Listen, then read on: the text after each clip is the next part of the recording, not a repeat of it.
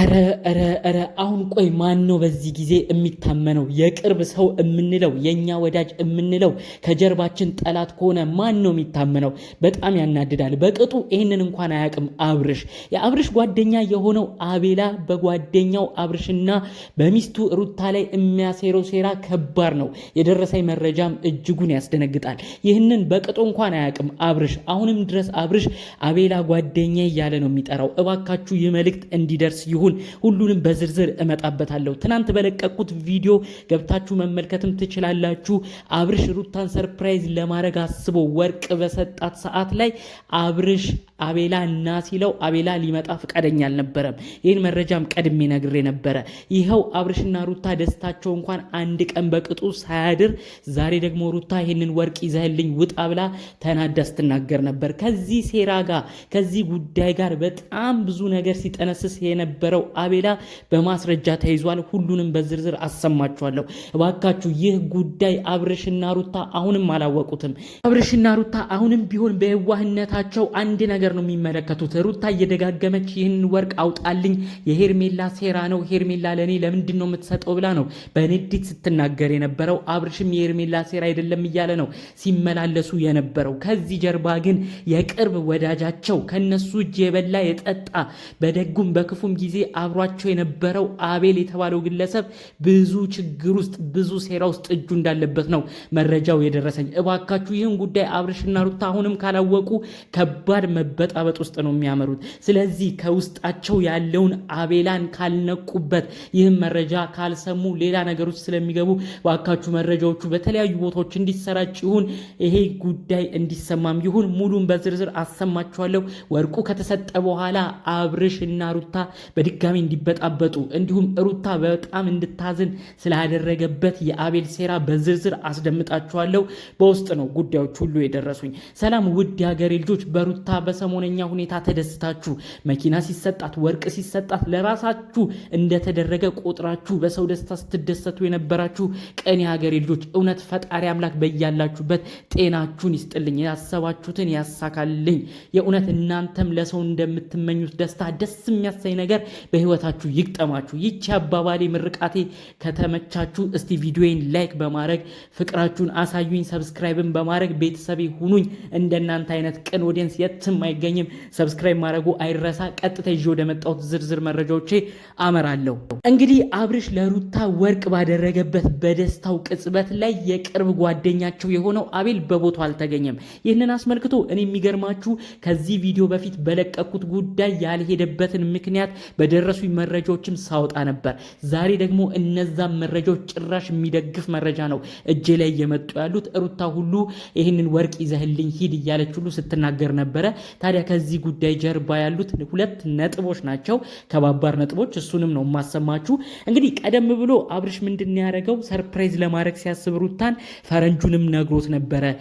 ሩታን ሰርፕራይዝ አደርጋለሁ በዚህ የደስታ ቀን አጅቡኝ ብሏቸው ነበር።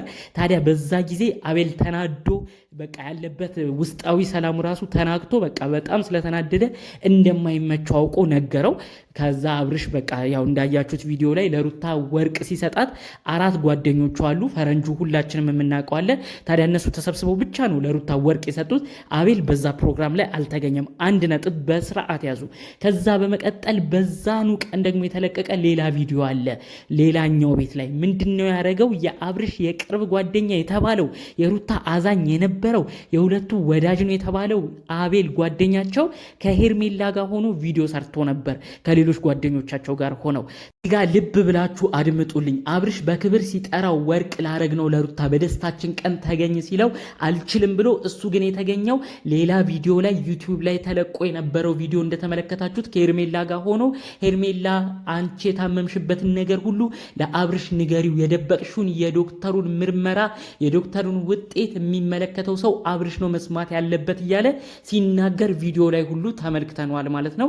እንግዲህ ከሰሞኑ ሄርሜላ እንደማስመለስ እያረጋ መታጠቢያ ቤት እየተመላለሰች ቪዲዮ ስትሰራ ተመልክተን ነበር። ይህንንም አስመልክቶ ነው የአብርሽ የቅርብ ጓደኛ ነኝ ያለው። እንግዲህ የአብርሽ ተቆርቋሪ የመሰለን አቤላ አፍ አውጥቶ ይሄን ጉዳይ እንግዲህ ስለ ዶክተር ውጤት ስለተባልሹ የሕክምና ነገር ራሱ አብርሽ ጋር ተነጋገሩ እያለ በቪዲዮ ሁሉ ስናየው የነበረው በክብር የተጠራበትን የአብርሽን ቤት ትቶ አብርሽና ሩታ ሩታ ደስታቸው መካከል ላይ መገኘቱ አንገብግቦት እሱ ግን በሌላ ቤት ሆኖ በናብርሽ ሩታ ጠላት በሆነችው ከሄርሜላ ጋር ሆኖ ጭራሽ ሌላ ጉዳይ ሲጠነስስ ጭራሽ ሄርሜላ ሌላ መረጃ አብርሽን እየተናገረች ሌላ መበጣበጥ ውስጥ እንዲገቡ ሲመክራት ነበር። በጣም የሚያሳፍር ስራ ነው። ከዛ በኋላ ደግሞ እንግዲህ የተከሰተ ሌላ ሶስተኛ ነጥብ አለ። አቤልን በተመለከተ ሩታ ተናዳ ይህንን ወርቅ ይዘህልኝ ሂድ ብላ ሁሉ እያለች ደጋግማ ስትናገር ነበር። ታዲያ ይህንን የሰማነው ምንድነው? ሄርሜላና አቤላ ተመካክረው ይሄ ወርቅ በሄርሜላ በኩል እንደተላከ አስመስለው የሩታን ጭንቅላት እንድትበረዝ በማድረግ ሩታ እንድታዝን በማድረግ ሌላ ሐሳቦች ወደ አይምሯ እየመጡ እንድትበሳጭና በድጋሚ አብርሽና ሩታ መበጣበጥ ውስጥ እንዲገቡ ለማድረግ በሰው መረጃ አውቀው እያስላኩ ሄርሜላ ወርቅ እንደገዛች እያስመሰሉ የተለያዩ የቴክስቶችን ሁሉ እያስመሰሉ ሌላ መረጃ እንዲሄድና በቃ ሩታ በጣም እንድታዝን ነው ሲያደርጉ የነበረው። ይኸው ሩታን በተለቀቀው ቪዲዮ አይታችኋል ብዬ አስባለሁ። በሄርሜላ በኩል የተገዛ ወርቅ እኔን አይመለከተኝም ይዘህልኝ ጥፋ ሁሉ እያለች ነው ስትናገረው የነበረው አብርሽን። የእውነት ለመናገር ሩታን በማይሆን ነገር አይምሯን ይበጠብጧታል እንጂ እዚህ ወርቅ ላይ እመኑኝ የሄርሜላ እጅ ምንም የለበትም። ምንም አይነት ነገር ውስጥም አልገባችም። አብርሽ ነው በክብር ከወርቅ ቤት ያንን ወርቅ ገዝቶ በክብር ይህንን ወርቅ ለማድረስ ሩታ ጋር ሄደው። ነገር ግን ሄርሜላና አቤል የተባሉ ግለሰቦች እኔ ለምን በዚህ ያህል ደረጃ ከአብርሽና ሩታ ጋር እንደተያያዙ አይገባኝም። የሄርሜላስ እንግዲህ ወደው ሊሆን ይችላል፣ ከሱ ጋር የሆነ ጊዜም ስላሳለፈች ይሆናል፣ እልህ ይዟት ነው ይባል።